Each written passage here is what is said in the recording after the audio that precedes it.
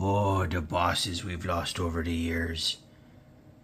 I never added Nazdreg. It'd be really cool to add him. What? He's even cheaper than a new Warboss.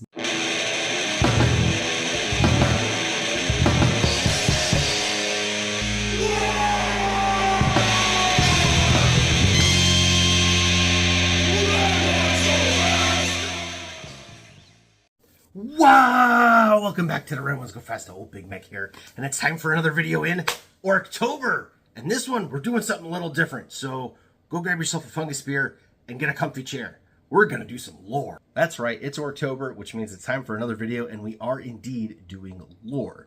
Now, one of the biggest comments and kind of questions I've gotten, especially in ORKTOBER, is am I gonna do any lore videos? And at first I wasn't sure. I mean, Warhammer themselves has their Lore Masters video series on Warhammer TV, and you've got channels like Major Kill that are devoted to just 40K lore.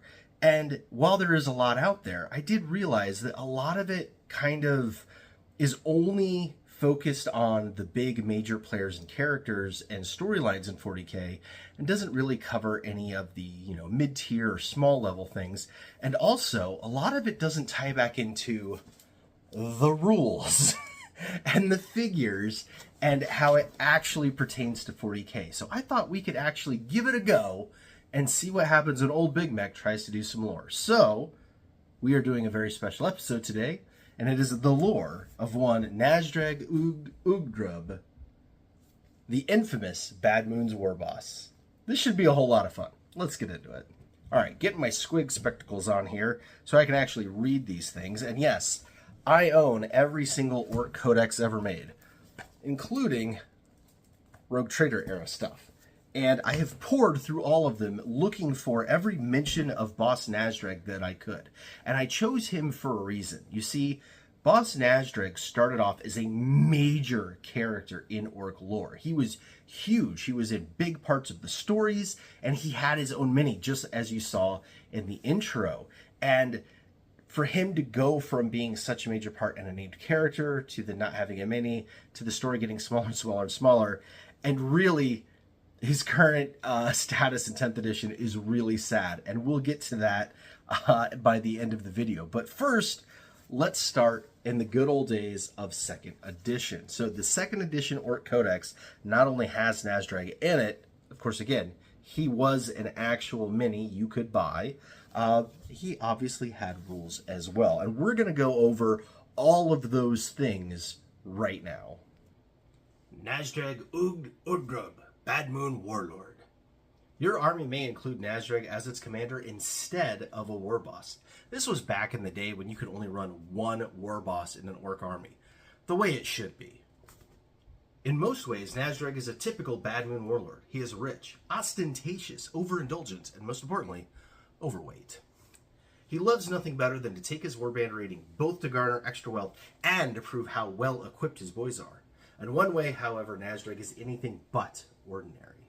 For he is easily the most cunning and intelligent battlefield commander the Bad Moons have ever had. Now, isn't that interesting that he is known originally for his cunning intelligence? That's where Nazdreg started off. Let's continue. Fortunately for the Imperium, Nazdreg is only interested in wealth.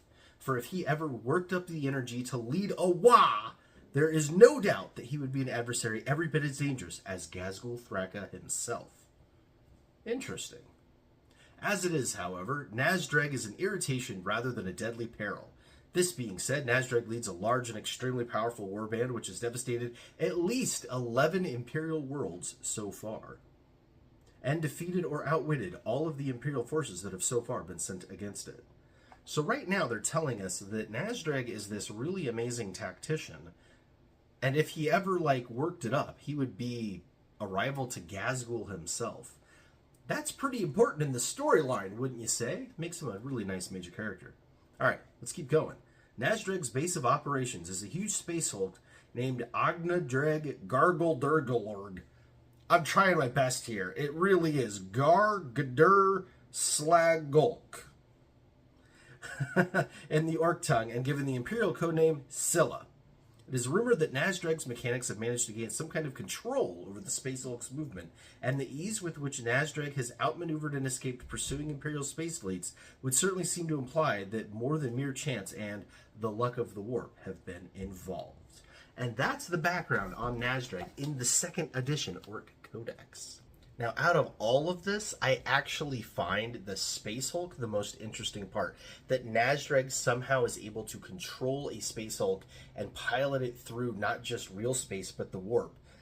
The lore at that time really didn't have that kind of thing. Space Hulks really literally were just garbage, floating through the immaterium and randomly appearing and disappearing in and out of the warp, housed by all sorts of monstrous creatures, usually demons and gene stealers. So for the fact that the orcs not only got one, but managed to fly the thing, really had some huge implications.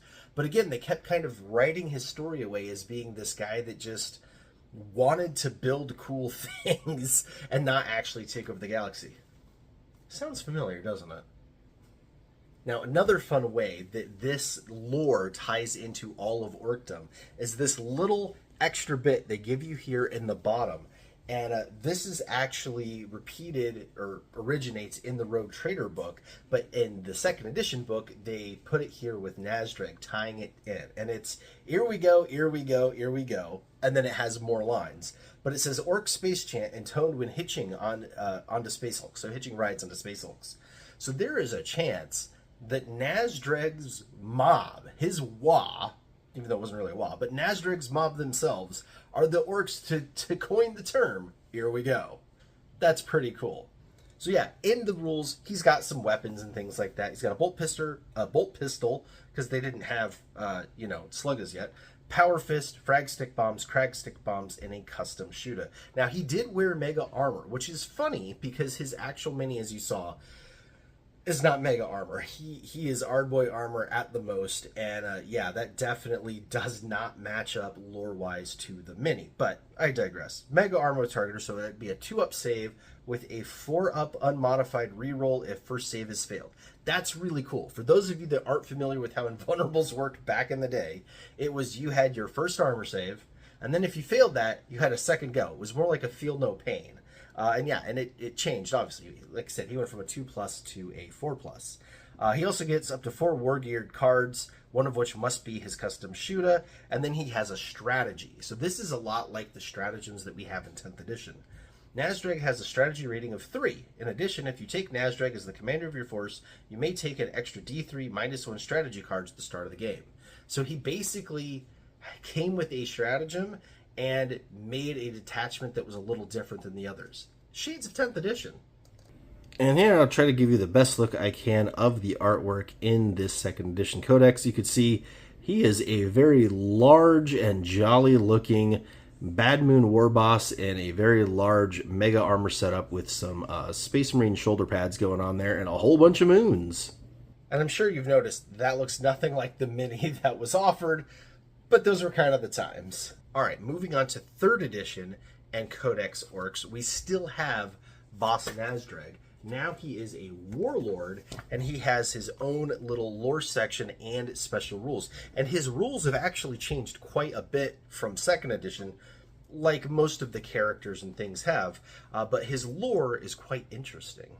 Now, this lore is given from the perspective of the Imperium. In fact, this is a fun thing that a lot of the 3rd edition codexes did. In fact, I think even all of them did it. And it made it seem as though it was some sort of a missive from one Imperial agent to another. So this is written by Inquisitor Nastor, and it is transmitted via an astropath to Inquisitor Tobias. Thought for the day: ruthlessness is the kindness of the wise. All sorts of fun little Imperial things. But let's get to the Orkdom.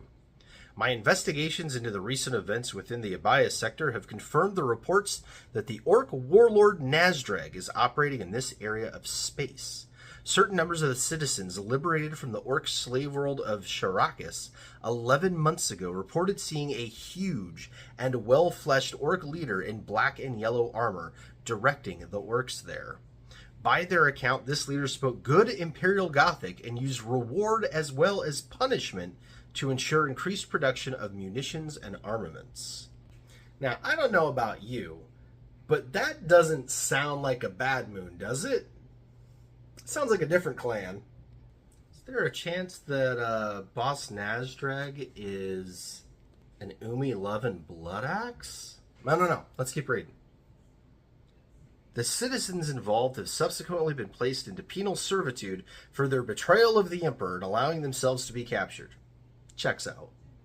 I also asked a number of officers and soldiers at Hellas Point, and I believe that Nazdreg's warband participated in the sacking of that planet, bringing the number of Imperial worlds which this beast has assailed to 18. Fun, right? 2nd edition, he conquered 11 worlds. 3rd edition, he's now up to 18. He's conquered 7 worlds in between editions. That's pretty cool. Evidently, despite the destruction of Nazdreg's Hulk, codenamed Scylla, in orbital battles around the 4th planet of the Pacina system. Keep Pacina in your head, that's going to come back. It would now appear that he escaped, presumably on a surviving Ork vessel, and left the system. I must confess to no small disappointment that the considerable forces directed to Pacina have failed to destroy either Nazdreg or Ghazghul once and for all. However, with the Emperor's blessing, their schemes have been frustrated, and given well-known Ork rivalries, I find it unlikely that they will act in concert again. Given Nazdreg's past history of raiding and piracy, I suspect he will remain as elusive as ever. The loss of Scylla seems to have limited the scope of his ventures somewhat, and it may be the case that he is seeking another Space Hulk as a replacement. If this is the case, I can only pray that this thorn in our sides falls prey to gene stealers, renegades, or something worse. Your obedient servant, Brother Nastor. Now let's take a moment to digest that. We've gone from, again, in one edition, in between 2nd and 3rd edition, we've gone from Nazdreg being a rival to Ghazghul to Nazdreg working with Ghazghul. And we've gone from his Space Hulk being controllable to actually losing it in this battle above this planet where he's working with Ghazghul and it's some sort of a failed invasion. That's some really interesting lore. Now, I know some of you that are familiar with lore are going to think that Pacina sounds familiar, and it does, because it is actually used a lot in 40k lore, and we will be hearing about Pacina more as we get through the codexes. But first I wanted to go over the rules, because Warlord Nazdreg is in here, and one of the first things is that an Ork army of at least 2,000 points may be led by Nazdreg. There was a really interesting thing they did back in those days, is that your special characters, you could only take them at certain levels. So you weren't going to face a 500-point army or a 1,000-point army with Ghazghul or Nazdreg in it. They can only be used in giant armies. And that was pretty cool. It was a way to kind of level the playing field and make sure something didn't get overpowered. Now, he does have some cool things. Boss Pole, Mega Armor, Mega Boosta, Stick Bomb Chukka, and Custom Blast X, which is the name of his big shooter now. So Custom Blast X was a 36-inch range, Strength 7, AP 2, Assault 1 blast that was a plasma weapon. So on a 1, you know, blow him up. He also had some special rules. And again, these are a lot like the specials you get nowadays with the detachments and things, or enhancements, but they were built into the special character. So one is Cunning Plans. Nazdreg is renowned for his low cunning and sneaky plans.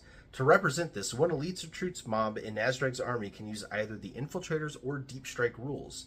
If the option to Deep Strike is chosen, this may be used regardless of whether the scenario normally uses these rules. The mob chosen must be on foot and may not number more than 20 models. Now, that is really, really interesting. Back in 3rd edition, you couldn't just have reserves. You couldn't just infiltrate. You couldn't just Deep Strike. They had to be specifically rules in the unit to be able to do it, and then a lot of the missions wouldn't allow it either. So it was one of those things that you really needed to like have unit by unit, and it kept the game more balanced. I missed things like that. All right, his next one is Bad Moon Army. So Nazdreg is a member of the Bad Moon clan, and his well-equipped army will reflect this. If Nazdreg leads an army, it may include up to 1 extra heavy support unit over and above the numbers shown on the Force Organization chart. Now remember, back then in 3rd edition, there was the Force Organization chart.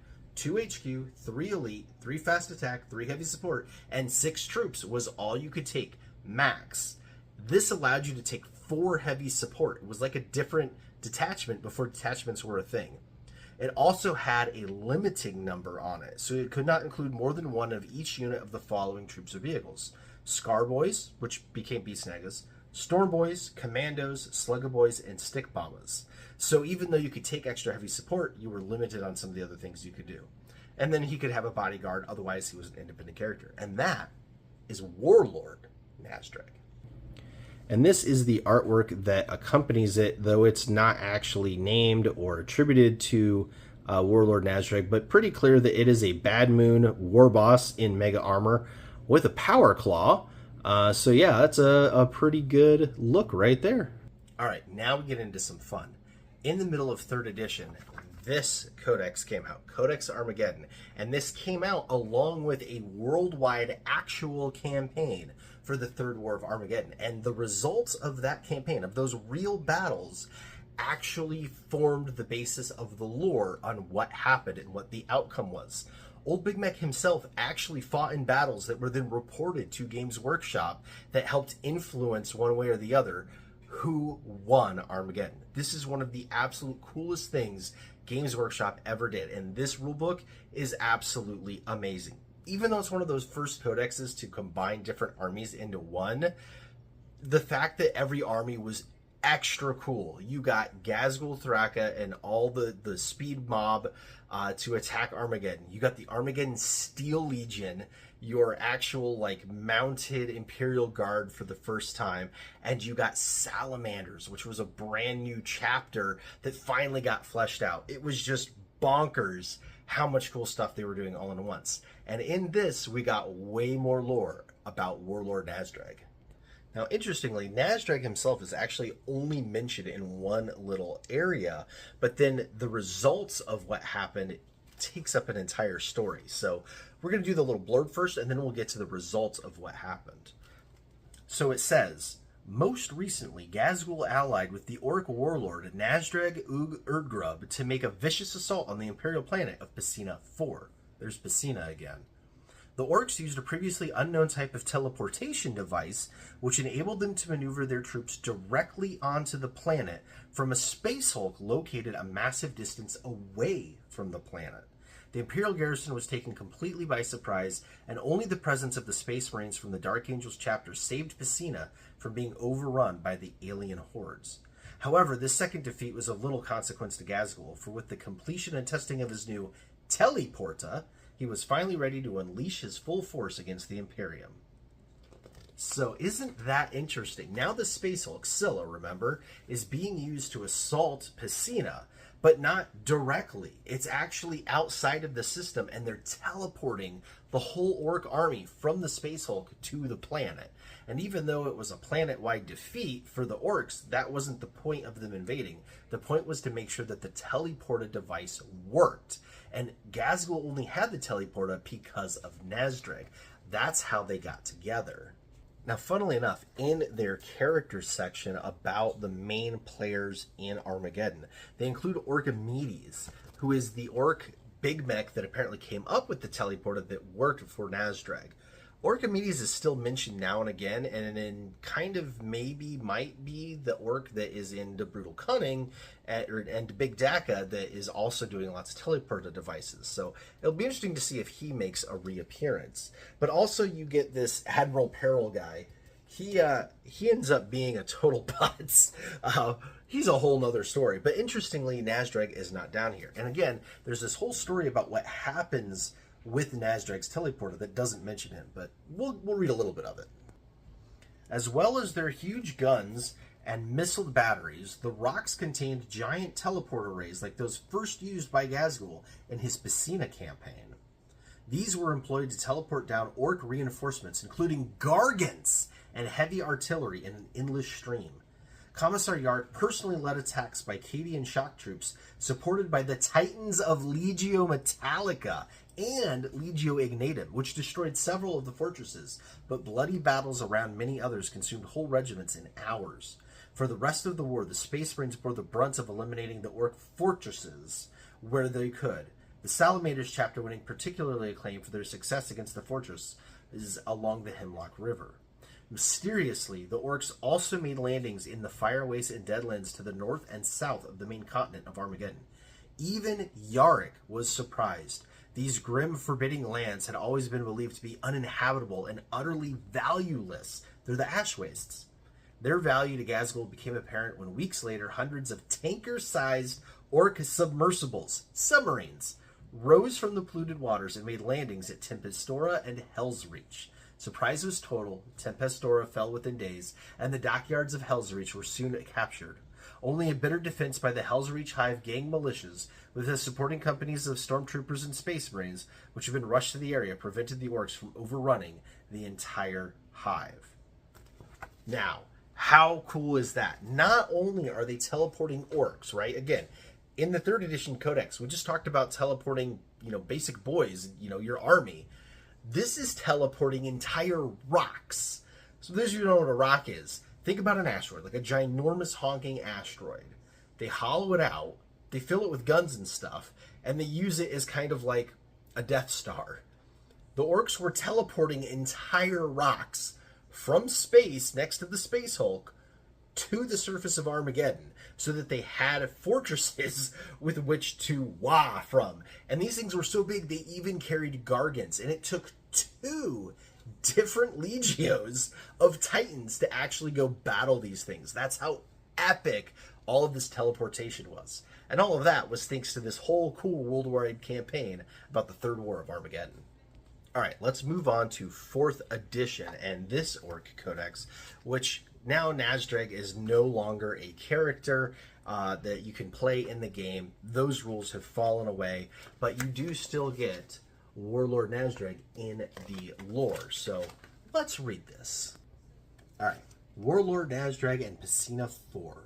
Withdrawing to his stronghold in the Golgotha sector, Ghazghkull marshaled his strengths once more, and dwelt on what he had learned from his first invasion of Armageddon. The Ork gods had revealed to Ghazghkull that in order to destroy your foe, you must first know him. For Ghazghkull, the war for Armageddon had been a way to learn how the Imperium would react and deal with a major invasion. Over the next few years, Ghazghkull allied with Warlord Nazdreg Urdgrub, combining forces to make a devastating assault on the Imperial planet of Pesina 4. This was no normal invasion, however.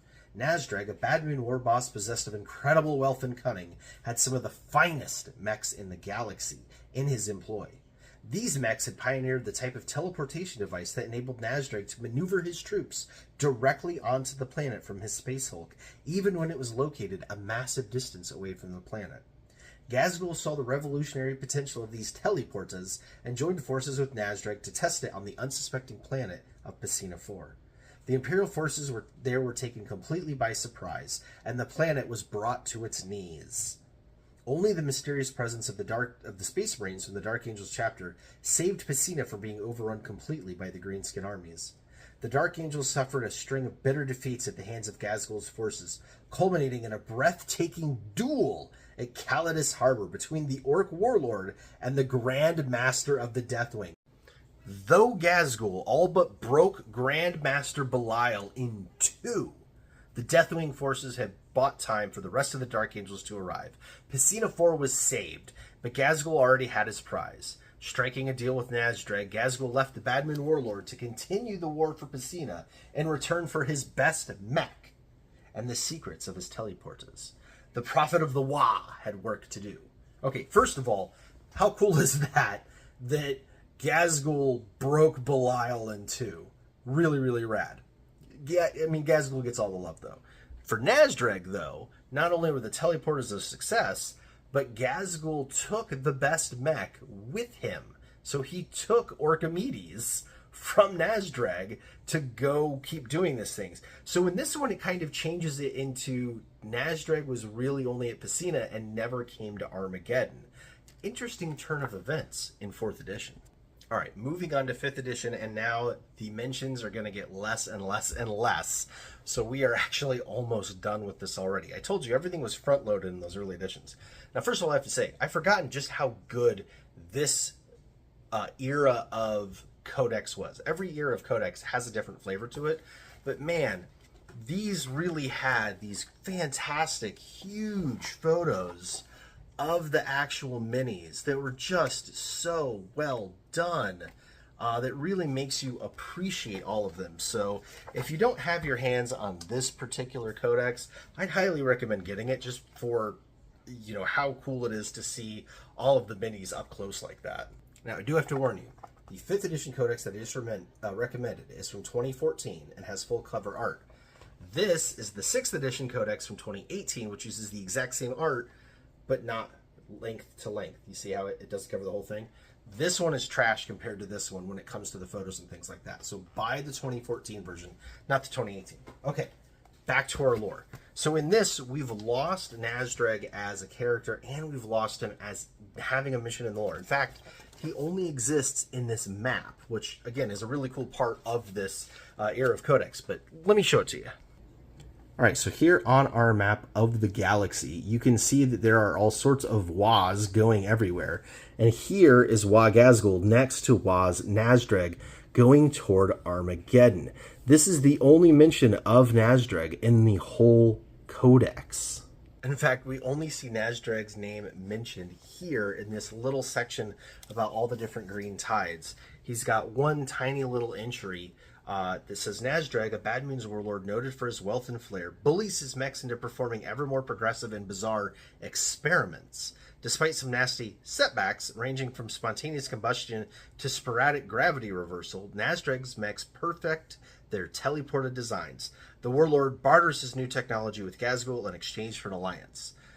So now in this one, it's Nazdreg is kind of slave driving the mechs to experiment and create the teleporters. It's multiple mechs that do it, and he barters the tech with Ghazghkull for an alliance, even though Ghazghkull leaves him high and dry after Piscina. Doesn't make a whole lot of sense, but that's the way the lore went.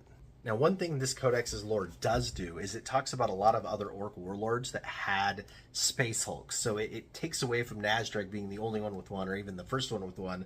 It's kind of everybody having it. But there is a really, really funny insert or quip in here about Big Mek Grab Ork. So Big Mek Grab Ork has a Space Hulk called Perpetual Misery.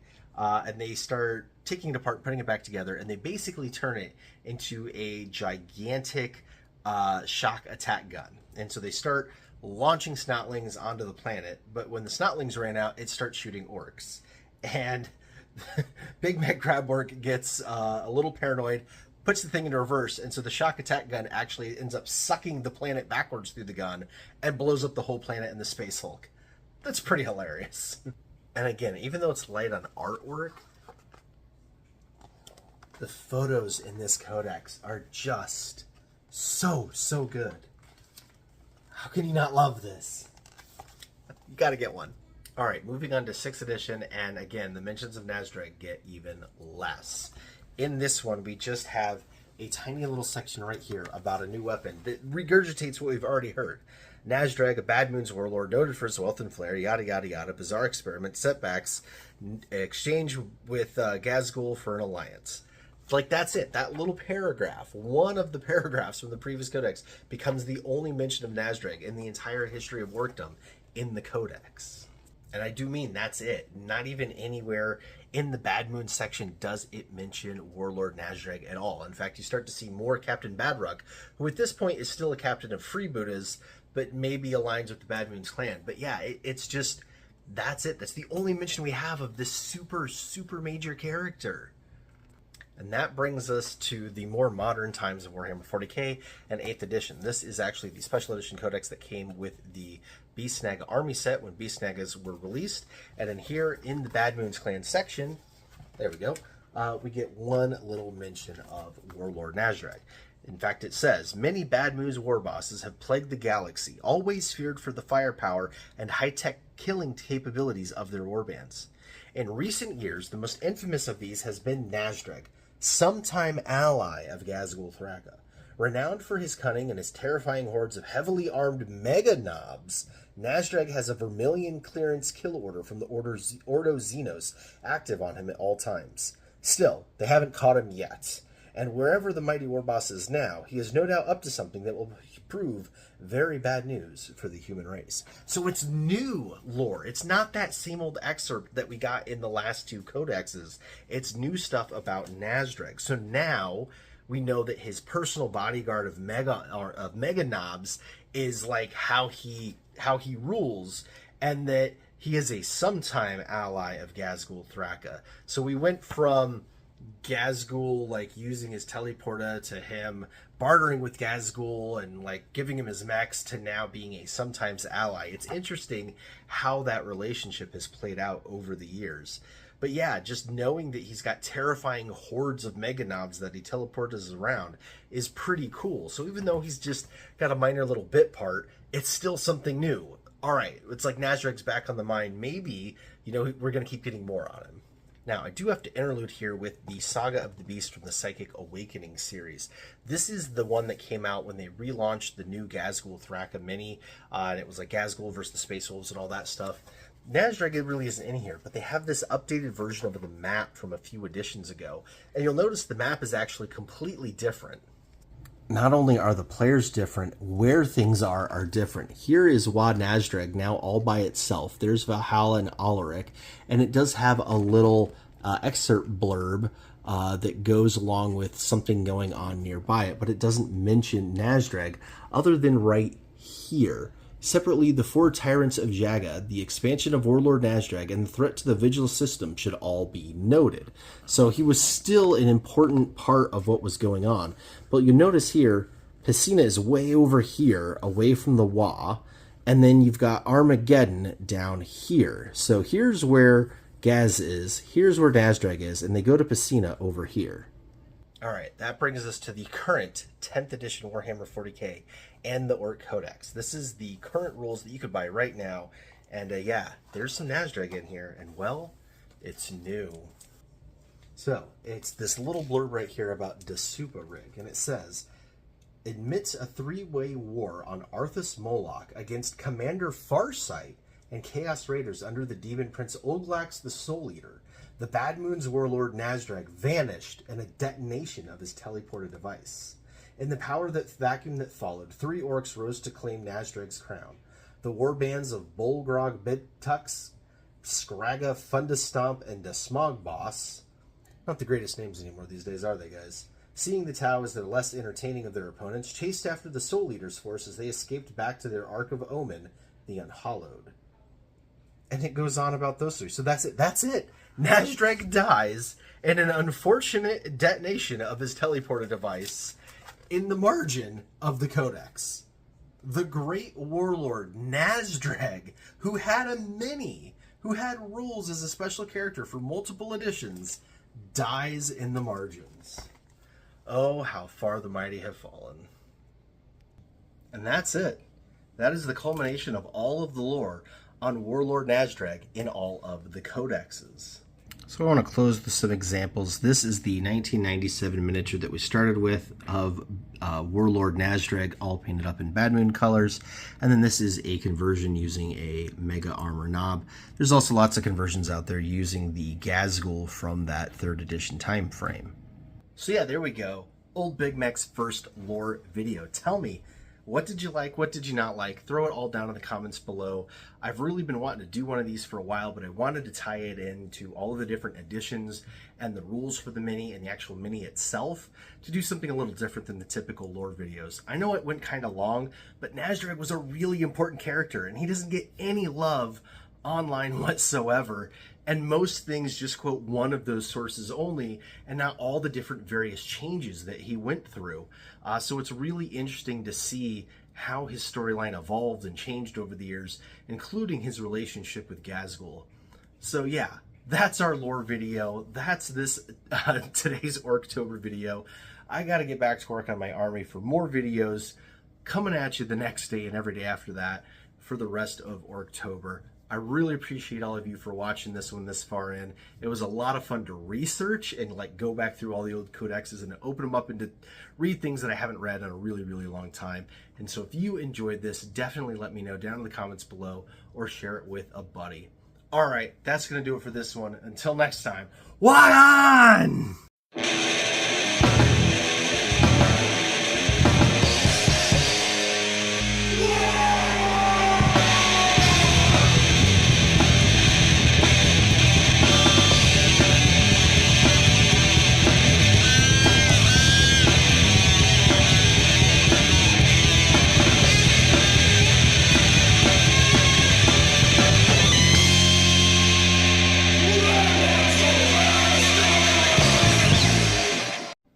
I have absorbed all knowledge.